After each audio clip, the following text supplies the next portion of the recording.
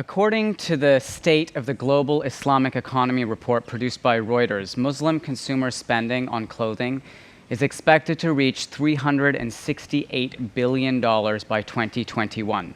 And that's a 51% increase from 2015. And of that spending, modest fashion purchases will be about 18%. And yet, the industry still seems hesitant to create imagery and clothing that meets this growing market need, especially in high fashion. One person who has been leading the way in this movement is Carine Roitfeld. Interestingly, Carine is known as the fashion editor with the sexy French aesthetic.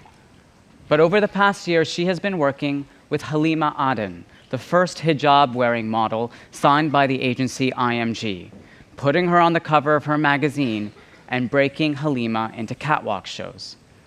But along the way, they have faced challenges as well. And I asked Tim Blanks to talk to both of them about what they have learned by working together and where the industry should go when it comes to modest fashion. So please help me welcome Carine and Halima.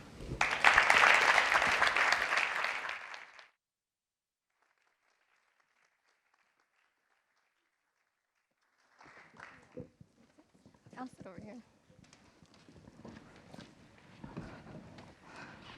I think between these two women, you have a wealth of experience that's it's almost incredible, the lives that these two people have lived and the way that they've come together over this issue, which I think for a lot of people is still a very unknown one. So I would love you, Carine, to tell us right off the bat, what is modest fashion?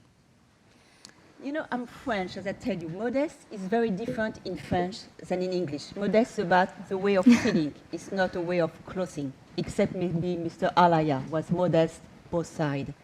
So modest for me is when you may be very sincere with yourself, when you're wearing, when you feel suits you the best, you feel the more comfortable, and you don't try to be someone else, you just try to be the person you are. Is my feeling about modesty. It will be more but sincerity in a way.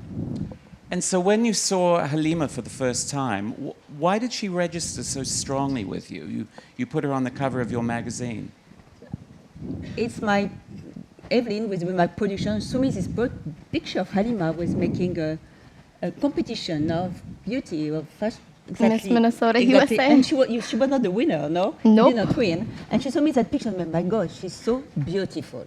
My first instinct, I'm a very instinctive person, you know, and very spontaneous person. She's so beautiful. I never see that style of beauty. I really want to do a story with her. Let's come into New York and make a story with Mario Sorrenti.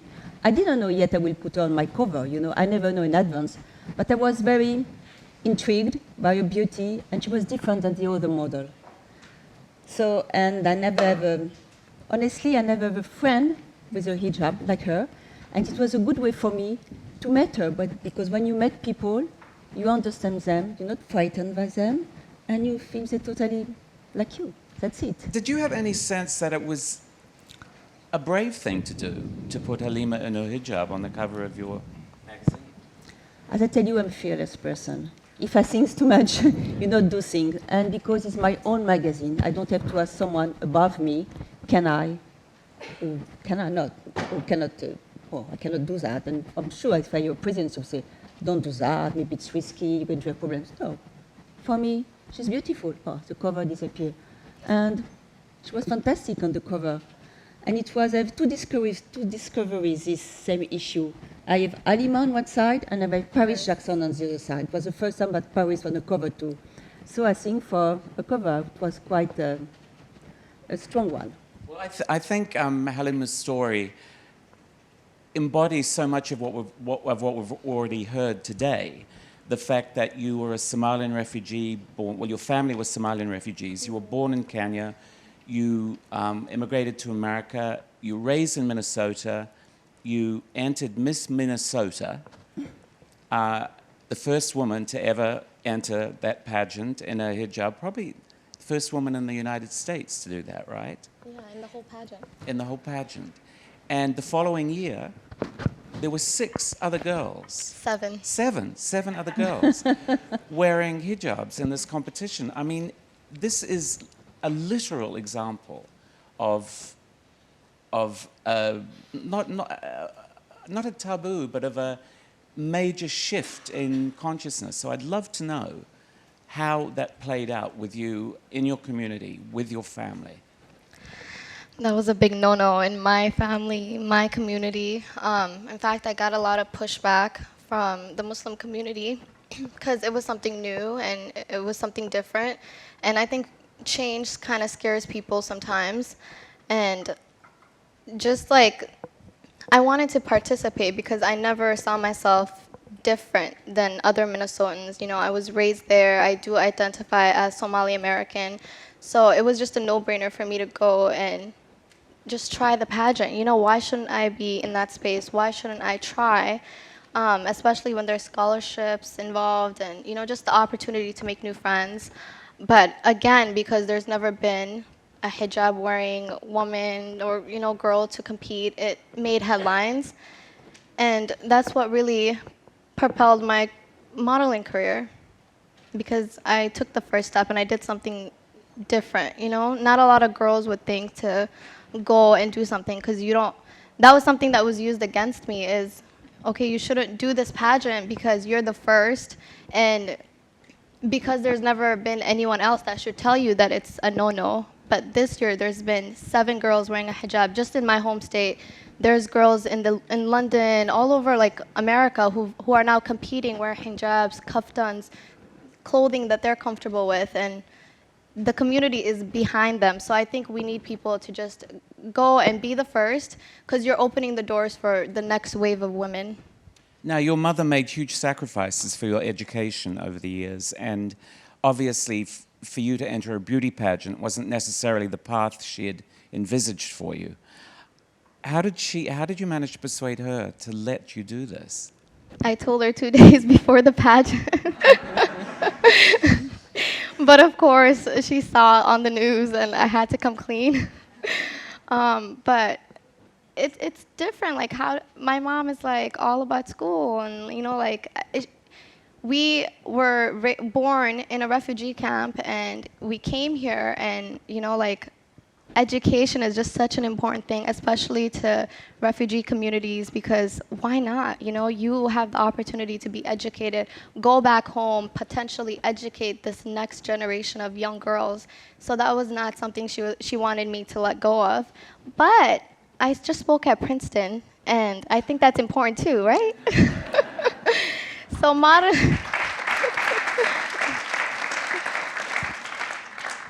I mean, in terms of groundbreaking, what has happened since then? What has happened, say, in the rest of the fashion world, which isn't just editorial, it's also shows and you know, the whole machine of fashion? I'm gonna give Carine a lot of credit because she took a risk, you know, just it's a risk, you know. I know even a year ago, I could never pick up a magazine and flip through the pages and see somebody wearing a hijab. You know, that was just something that was not possible. And to put me on the cover, not having, I've never even shot nothing. Like, I've never even been photographed before a CR fashion book. So that was a major risk to take, but she did it anyway, and that's, you know, like that's what I'm hoping people will understand. Sometimes you just have to take risks because now a lot of women are feeling represented.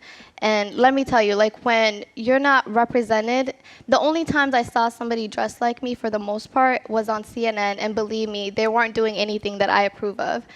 So that's not accurate. That doesn't depict the majority of Muslim women. That definitely does not share my story. And I think now more than ever, our voices need to be heard as Muslim women, because a lot of times we are talked about, but we aren't given the opportunity to speak for ourselves. Carine, do you think it's, being a little more pragmatic, do you think it's also a way to access a new readership that we are told about the size of the market in the Middle East? That Vogue Arabia has launched. There was a fuss with Gigi Hadid on the cover in a hijab. But did you see it with your magazine as being a way to talk to a new readership, or was it just the beauty of Halima's Honestly, face for that me, it swayed it was you? really the beauty of the face. But after I bring Halima on one way, because when I like someone, I want her everywhere with me. So I bring in all the fashion show I was working on. And the first one you did was Kanye West, no? Kanye West. Yes, and you make her to rehearsal for hours because she doesn't know how to walk I did with not high know. heels, and she has very small feet. But look at her today; she has high heels and doing very perfectly. So it was your first show ever, no, Halima? Yes. And after, I asked her to come to Milan, and I asked her to work for Max Mara, And immediately Mr. Marmotti, yes, great, I think it's fantastic. So maybe it's true. Me, I just think about the beauty, to find a new girl that I think was extremely beautiful, but maybe in the mind, it's open new customers for them. So it was very, in terms of business, I'm sure it was a good thing for them too. So they were open the gate, and I think you give, you receive, and I'm sure they have more and more customers wearing hijab want to wear Max Mara clothes. They think it's perfect look. But Max Mara actually designed for you. No, No. she wears a normal coat. Normal clothes. Nothing designed But for her. I will say, in his mood board, he had the picture of the model and he put a hijab on her. And when we asked, he's like, I wanted you to walk the show and I wanted to see how it would match up. Yeah. And last season was, winter is much easier to dress because it's more long and stuff, right? And it's a bit longer, I will say. And yes, longer. But spring tends to be a little bit harder, and that's what I saw this past season. But Max Mara, that was the show, only show that I walked in, and boy, did I feel special because he already knew, like, I was able to walk. And when I posted on Instagram, what really caught my attention was all the girls that were commenting, and now that they're following, they want to keep up with all the shows that I'm in and all the all the campaigns that I'm doing. One girl specifically commented, "Thank you to Max Mara, because when he keeps your wardrobe requirements in mind, he keeps us in mind, and now this Muslim shopper will keep Max Mara in mind." And I took a screenshot and I sent it to him. Publicity for Max Mara. Yeah, but see, it's just so good. It's good for the women. It's good for us. It's just. And you know what was extraordinary, I think, for me, is what, when you don't know people, you don't understand them, so sometimes you can be a bit frightened. They're different than you, so you say, oh, maybe she's different, I don't know. And finally, once you go in the cabin between, there was Gigi, there was Bila, and all the other girls, so it was the first time, and she came a bit sharp with a big smile. They all jump on her like the new, the new one coming, and they really protect her and all talk to her. And after they come to me and say, okay, we're so happy you bring Halima with us, because maybe we never met her, maybe we never know her, and now we love her and we're so happy. And they said thank you to me to bring Halima. So it was very interesting in this world to bring Halima, because the other girl come to her immediately and she loved her. So were you surprised by how welcoming the fashion world was? I mean, you knew nothing about fashion. No, they were like, Mario Sorrenti shooting you. Google Mario Sorrenti. Like the same day you felt, but you remember you were very happy because the day Paris came, and Gigi came, and I don't know who was us, we were so happy to say, oh my gosh, because I'm in love. Yeah. You can have a I picture knew with all you. the girls. I knew Gigi, Candace, Ashley Graham. And she came, The photographers and designers. It's a bit the same when I starting years ago now to use what you say curvy girls. In French, we say curvy girls for fashion. People say, why are you going to do that? It's too different. And finally I say, no, they're beautiful like other women. Maybe the fashion clothes they not fit them, but for me, it's a beautiful woman. I find to make a way to photograph them in fashion in my magazine. I did this for years and years ago. And look now, it's Ashley Graham. She was a more expensive model of today, And Candice Youfin, I really push them from the beginning. Always love diversity. I love difference of beauty. I'm very open mind, always. But do you think this is a new wave of representation in fashion then? Totally. A necessary new wave? Totally. And I think the young girl just before us, she gave me a big, she's a great talker, and I asked before what she was wearing, but I think it was great, that jacket on her, and I know it was Burberry. And I say, she's opened me eyes, maybe it's someone I have to think, maybe to do something with her, because I think she's beautiful and she has so much charisma. I love her, I will be very happy to do something with her. I love people. I love people in general. I don't like the same sort of people. I'm open to older people, more big people, small people, big ears people, all sorts of people. If there is an attraction, Even when I push Lara's song, it's not so big, honestly. People say, oh, how can you work with her? She's so curvy. Oh, well, she can zip up the skirt, but she's so beautiful. She gives me something else than just not closing the zip. It's not a problem for me. When she's inside, it's more important what she's wearing. People are more important in fashion. So we all the designer, but to women is always more important for me. And then when I like someone, I always treat them more like actresses than like models. Models are smart. But, Even the beautiful, they can be smart. There is a reality. There is this sort of, alternate reality. What kind of pushback did you get on this? What kind of pushback did you have? What kind of pushback did you get? When you feel less and you push what you want, it's not totally easy because you have very good response, but you have bad response too. And honestly, Halima is very good and very positive, like you have, and I have somewhat not so nice, So I say, I don't care. I keep on. If you believe in what you're doing, you don't care about the other one. You don't care about, you have an Instagram like you, so a public image. People can say what they want.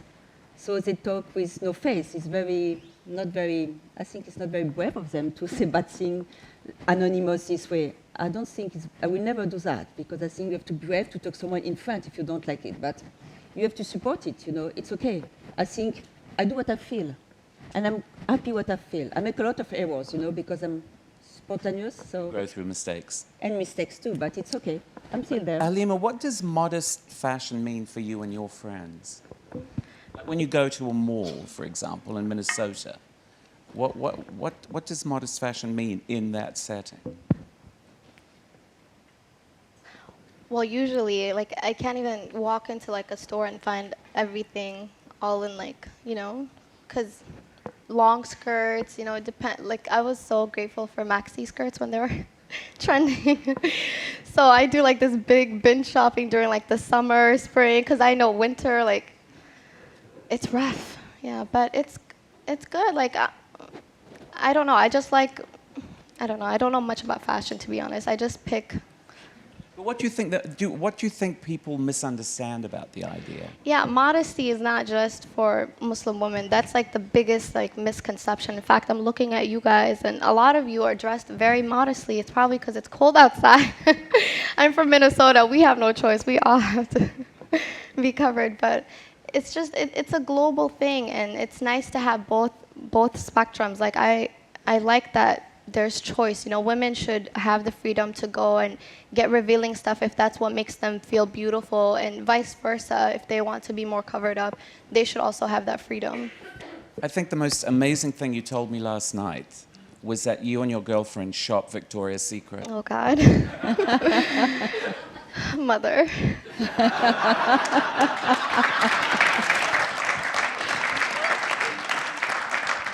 We do. I mean, you can't judge a book by its cover. True. I'm wearing all leather, too. I mean,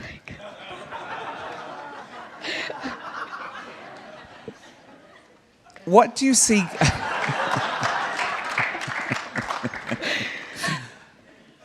In the nicest possible way. Right. What do you see going forward with this? I mean, we're talking about representation.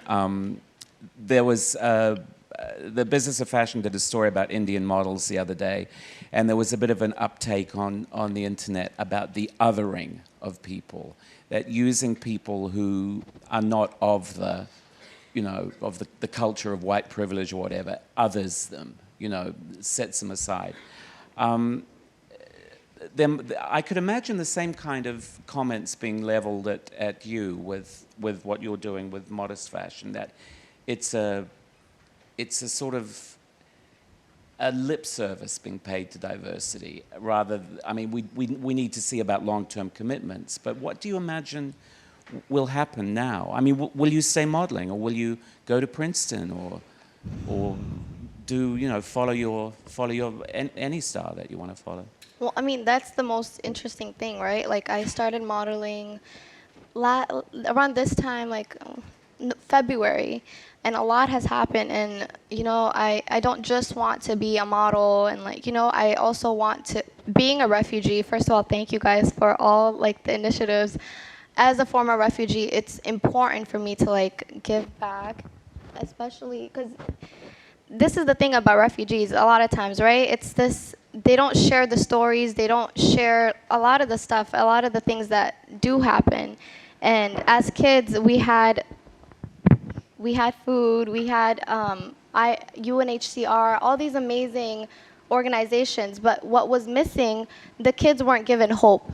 There was no one, a former refugee, to come back to the camps to tell the kids that one day you'll be out of this and your today is not, like to dream beyond these borders, because as children, every kid deserves to dream. And that's what I think I'm able to do now. I was a refugee, and it's important for me now to like go back and share my story and tell them like I'm doing fashion now. That's so different than what I was, the environment that I grew up in. Well, we were talking about Adwa Aboa last night with her Girls Talk initiative, and she's reached out to you to work together with her. It feels to me like there is a new network taking shape of very self-determined young women from all walks of life. But I think the thing they have in common is that at a point in the very recent past, they would have been excluded. And do you feel from your perspective as the editor of a huge and influential magazine that there is this new generation of activist women coming up through fashion who will change the way everybody looks? I think on my side, what they say, I always believe in it. They don't have to talk with me. I was one of the first ones to, as I tell you, to open my door. But yesterday, 2 days ago, I was working with Adwa, and she's activist too, and she told me, and I think what she's saying was very interesting, and this generation activist is very, I would say, it's very important because they can say things that maybe me I cannot see because I don't have suffering for what maybe they suffer, what they have to go through. And I think this new generation is smarter than our generation. And they will make a better world. Maybe it's stupid to say this way, but I'm sure it's going to make a better world, a better diversity world. And I don't like this word diversity because when you use this word diversity, it's made a difference. I don't like this. Now I think there's a new word. It's not diversity, it's... Inclusivity. I don't know, I prefer the diversity. And she's like, no. Yeah, I don't like diversity. I don't think it's not a nice word. Me always, I don't like that people say, oh, now you're going to fashion show, you need a black girl, an Asiatic girl, and a Caucasian girl, they say. I hate this, because it means that you need just to be a third. I never think this way. It comes automatically to me. There is no... They're all beautiful. You don't have to tell me numbers or to follow a quota. I never think this way. So now people talk about this. For me, is very okay. I think this many years ago. I don't need to hymn for you. But when I listen from a girl from Adwa, it's different. I prefer to listen to this girl than to some people maybe from some business try to be nice and give new rules in fashions. But don't you feel? I feel that talking to you, what really impresses me is that you are not scared of responsibility. You're not scared to take on the role of the rule breaker, the woman who is going to knock down the doors. And that feels to me, that strength feels to me like something really inspiring and new. And she's very strong. Because how old are you, Halima? 20. 20, okay. Come on, she's here 20. 1 year ago, she cannot wear these shoes. And When I started modeling, I was in flip-flops. And she come from a community. It was not easy it's easier for me. I think it was more difficult for her to be in the cover of my magazine. It was more risky regarding her family, maybe, or what your mother think about it, than for me to have some bad text on my Instagram. I think she's much more brave than me to be able to cross this path and to go in fashion and to accept to do a fashion show, to be on the cover. Of course, we respect everything you tell me we have to respect. I learn a lot with you. To go on a one-way, she never did before. And regarding, I don't know, your education, your family, I think it was very brave. And I think you opened a gate. So now there were 7 girls in this competition. So she opened wide again. And I think she's very brave for that. Because and I'm what sure have you it's learned not about easy. yourself, do you think? What have you surprised yourself with in this whole journey? Yeah, when you just take the first step, I think that was like what was really challenging for my mom. It was always, why are you doing this when none of the other girls, none of the Somali girls are like doing it? Why can't you just like be like them? Why can't you just stay in your lane, basically, right? Why are you always stepping out? And now I'm seeing like a lot of girls want to do that, and just being able to like, I don't mind taking the blame, if it's gonna help their journey. Like this year, the community was so supportive. Looking into the audience, when I did the pageant, it was mostly negativity because my community didn't understand it. Non-Somalis, non-Muslims didn't understand it. And this year, those girls are being supported. The community came and, they understand it. So we all need those people to go and be the first. And yes, it's going to be much harder, but it's going to be so much easier for the next wave of girls. Thank you so Brave, much. you see, I yes. tell you. One thing, seeing we're doing a live stream, Halima would love Naomi Campbell to teach her how to walk. Yes! Yes. That's it.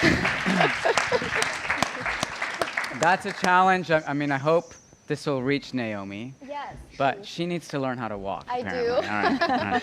Thank you so much.